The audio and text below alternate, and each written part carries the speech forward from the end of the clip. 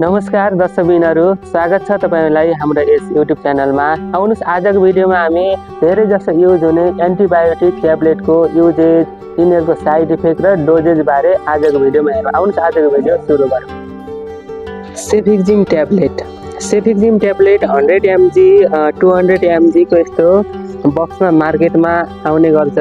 जस्तै सेफिक्जिम tablet USP हैन, यूटीसेफ 200 mg छ। फेरि हाम्रो कम्पनी अनुसार यसको ब्रान्ड नेम चाहिँ फरक हुने गर्छ। यो यूटीसेफ 200 mg आर्य कम्पनीको हो।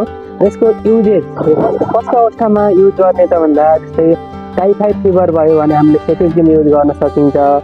यूटीआई हैन, युरिनरी ट्र्याक इन्फेक्सन भइरहेको छ भने पनि हामीले युज गर्न सकिन्छ। त्यस्तै एयर इन्फेक्सन हैन, हाम्रो कानमा केही समस्या भइरहेको छ, कानहरु पाक्ने दुख्ने भइरहेको छ भने पनि हामीले सेफिक्जिम युज गर्न सकिन्छ। त्यस्तै आरटीआई रेस्पिरेटरी ट्र्याक इन्फेक्सन भइरहेको छ भने पनि हामीले सेफिक्जिम युज गर्न सकिन्छ। त्यस्तै आफ्टर सर्जरी हैन, हाम्रो केही अपरेसन गरिसकेपछि हामीले सेफिक्जिम युज गर्न सकिन्छ हैन। अब यसको चाहिँ साइड इफेक्ट हेरौँ है त। सामान्यतया के यसले साइड इफेक्ट गराउँछ त भन्दा जस्तै नाउजिया गराइदिन सक्छ, भोमिटिङ गराउन सक्छ, डायरिया गराउन सक्छ, स्टोमक पेन गराइदिन सक्छ, हार्ट बर्नहरु गराइदिन सक्छ हैन। र यसको डोज हामीले यसलाई कसरी कति टाइम खाने त भन्दा हाम्रो यो चाहिँ डाक्टरको प्रिस्क्रिप्सन अनुसार, डाक्टरको सल्लाह अनुसार हामीले यसलाई खानु पर्छ भने एडल्ट डोज हामीले 200 mg बीडी, हामीले बीडी भनेको दिनमा 2 टाइम अ डे हैन, हामीले दिनमा 2 पटकसम्म खान सकिन्छ। त्यस्तै अर्को रहेको छ सिपोडक्सिम पोरोजिटिल ट्याब्लेट 200 mg। यसको ब्रान्ड नेम रहेको छ पेरिसेफ 200।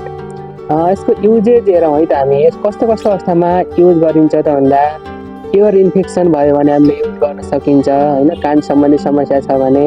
यूटीआई युरिनरी ट्र्याक इन्फेक्सन भयो भने पनि हामीले यसलाई युज गर्न सकिन्छ। त्यस्तै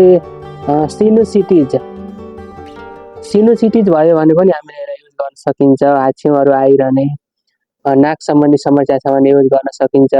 त्यस्तै थोरेट इन्फेक्सन हैन, हाम्रो सोर थोरेट भयो भने युज गर्न सकिन्छ। त्यस्तै आरटीआई रेस्पिरेटरी ट्र्याक इन्फेक्सन भयो भने पनि हामीले युज गर्न सकिन्छ है त। त्यसपछि अब हामी यसको साइड इफेक्ट हेरौँ। यसले के साइड इफेक्टहरु गर्छ, के असर गर्छ त भन्दा जस्तै हामीलाई हेडेक हुन सक्छ, टाउको दुख्न सक्छ हैन, डायरिया हुने, पखाला लाग्न सक्छ, स्टोमक पेन, पेटहरु दुख्न सक्छ, डिजिनेस हैन, हल्का चक्कर आउन सक्छ। त्यस्तै यसको डोज हैन, यसको डोज कति खाने त भन्दा हामीले यसको डोज पनि हामीले डाक्टरको प्रिस्क्रिप्सन अनुसार नै हामीले यसलाई युज गर्नुपर्छ भने हामीले सामान्यतया यसको एडल्ट डोज 200 mg बीडी हैन, दिनमा 2 पटकसम्म हामीले खान सकिन्छ। त्यस्तै अर्को रहेको छ सिफाडोरोसिल ट्याब्लेट। सिफाडोरोटिल ट्याब्लेट 500 mg को ब्रान्ड नेम रहेको छ नेट्रोक्सिल 500। यो नेसनल कम्पनीको हो। यसको युजेज हेरौँ है त। हामीले कस्तो अवस्थामा युज गर्ने त यो भन्दा जस्तै हामीले निमोनिया भयो भने युज गर्न सकिन्छ। त्यस्तै आरटीआई रेस्पिरेटरी ट्र्याक इन्फेक्सन भयो भने युज गर्न सकिन्छ। त्यस्तै एयर इन्फेक्सन भयो हैन, कानमा समस्या भयो भने पनि हामीले युज गर्न सकिन्छ। त्यस्तै यसको साइड इफेक्ट अनि के असरहरु गर्छ त यसले भन्दा नाउजिया हुन सक्छ, भोमिटिङ हुन सक्छ, डिजिनेस हुन सक्छ, हेडेक हुन सक्छ। यसको डोज हेरौँ है त। हामीले यसको डोज कति टाइम खाने त भन्दा यो पनि हामीले डाक्टरको सल्लाह अनुसार, प्रिस्क्रिप्सन अनुसार खानुपर्छ भने एडल्ट डोज हामीले 500 mg बीडी हैन, हामीले दिनमा 2 पटकसम्म खान सकिन्छ नर्मली। त्यस्तै अर्को रहेको छ सिफुरोक्जिम ट्याब्लेट।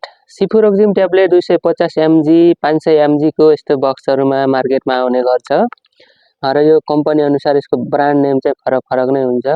र यसको युजेज हेरौँ है त। हामीले कस्तो अवस्थामा युज गर्ने त भन्दा यो जस्तै निमोनिया भयो भने हामीले युज गर्न सकिन्छ, लङ इन्फेक्सन भयो हैन, फोक्सोमा समस्या भयो भने युज गर्न सकिन्छ, एयर इन्फेक्सन, कानमा समस्या छ भने युज गर्न सकिन्छ, यूटीआई युरिनरी ट्र्याक इन्फेक्सनमा हामीले युज गर्न सकिन्छ। त्यस्तै अब यसको साइड इफेक्ट हेरौँ है त। यसले कस्तो साइड इफेक्ट असरहरु गर्छ त भन्दा जस्तै मसल पेन गराइदिन सक्छ, नाउजिया गराइदिन सक्छ, भोमिटिङ हुन सक्छ, त्यस्तै विकनेस हुन सक्छ। अब यसको डोज हैन, हामीले दिनमा कति पटक खाने त भन्दा हामी डाक्टरको प्रिस्क्रिप्सन अनुसार नै यो खानुपर्ने हुन्छ।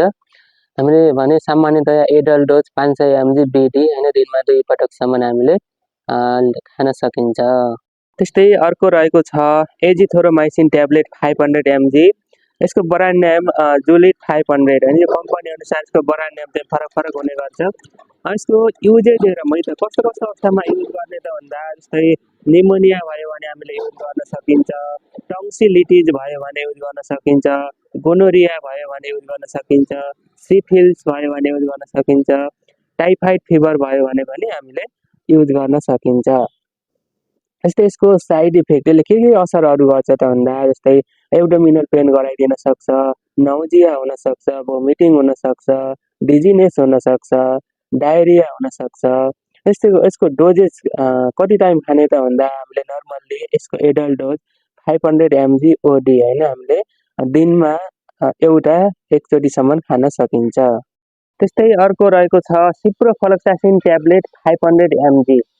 ciprofloxacin ट्याब्लेट 500 mg को हामी युजेज हेरौँ है त कस्तो अवस्थामा युज गर्ने त यो भन्दा टाइफाइड फिभर भयो भने युज गर्न सकिन्छ, ओटाइटिस मिडिया होइन जस्तै कान सम्बन्धी समस्या छ भने युज गर्न सकिन्छ, आरटिआई रेस्पिरेटरी ट्र्याक इन्फेक्सन भयो भने युज गर्न सकिन्छ, छातीमा सङ्क्रमण भयो भने, ग्यास्ट्रो इन्टेस्टाइनल ट्र्याक इन्फेक्सन भयो भने युज गर्न सकिन्छ।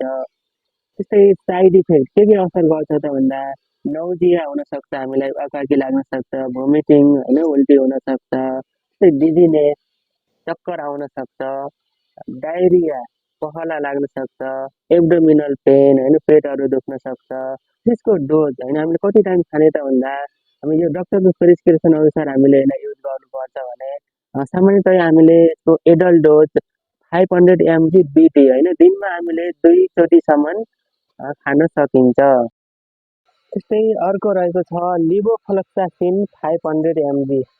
लिभोफ्लोक्सासिन 500 mg को हामी युजेज हेरौँ है त यो पनि निमोनिया भयो भने हामीले युज गर्न सकिन्छ, लङ इन्फेक्सन भयो भने युज गर्न सकिन्छ, युटिआई युरिनरी ट्र्याक इन्फेक्सनमा युज गर्न सकिन्छ, इन्टेस्टाइनल इन्फेक्सन भयो भने युज गर्न सकिन्छ, सिनुसिटिज भयो भने युज गर्न सकिन्छ। यसको साइड इफेक्ट के असर गर्छ त यसले भन्दा नाउजिया गराइदिन सक्छ, भोमिटिङ गराउन सक्छ, हेडेक गराउन सक्छ, डिजिनेस गराउन सक्छ।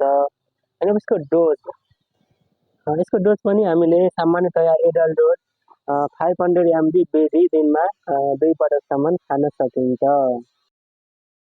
त्यस्तै अर्को रहेको छ metronidazole tablet 400 mg। Metronidazole 400 mg को हामीले युजेज हेरौँ है त कस्तो अवस्थामा युज गर्ने त भन्दा जस्तै हामी डायरिया भयो पखाला लाग्यो भने युज गर्न सकिन्छ होइन, भेजाइनल इन्फेक्सन भयो भने पनि हामीले मेट्रोनिडाजोल युज गर्न सकिन्छ, एब्डोमिनल पेन भइरहेको छ, इन्टेस्टाइनल पेन भइरहेको छ भने पनि हामीले युज गर्न सकिन्छ। त्यसको साइड इफेक्ट के यसले साइड इफेक्टहरू असरहरू गर्छ त भन्दा जस्तै नाउजिया गराइदिन सक्छ, भोमिटिङ गराइदिन सक्छ, हेडेक गराइदिन सक्छ, डिजिनेस गराउन सक्छ होइन। त्यसको डोज हामीले कति खाने त भन्दा यसको एडल्ट डोज सामान्यतया हामी 400 mg पिडिएस होइन हामीले दिनमा 3 पटकसम्म खान सकिन्छ।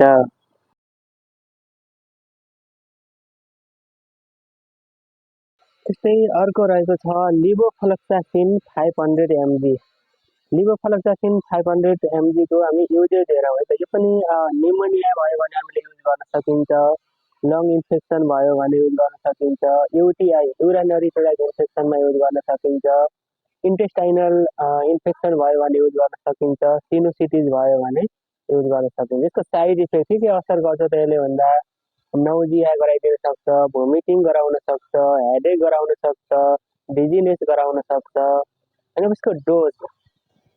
यसको डोज पनि हामीले सामान्यतया एडल्ट डोज 500 mg बेजी दिनमा 2 पटकसम्म खान सकिन्छ।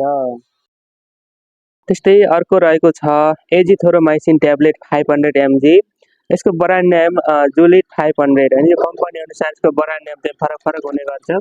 यसको युजेज हेरौँ है त कस्तो कस्तो अवस्थामा युज गर्ने त भन्दा जस्तै निमोनिया भयो भने हामीले युज गर्न सकिन्छ, टन्सिलिटिज भयो भने युज गर्न सकिन्छ, गोनोरिया भयो भने युज गर्न सकिन्छ, सिफिल्स भयो भने युज गर्न सकिन्छ, टाइफाइड फिभर भयो भने पनि हामीले युज गर्न सकिन्छ।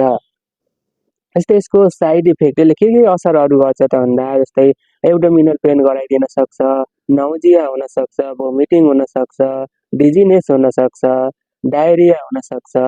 यसको डोजेज कति टाइम खाने त भन्दा हामीले नर्मल्ली यसको एडल्ट डोज 500 mg ओडी होइन हामीले दिनमा एउटा एकचोटिसम्म खान सकिन्छ।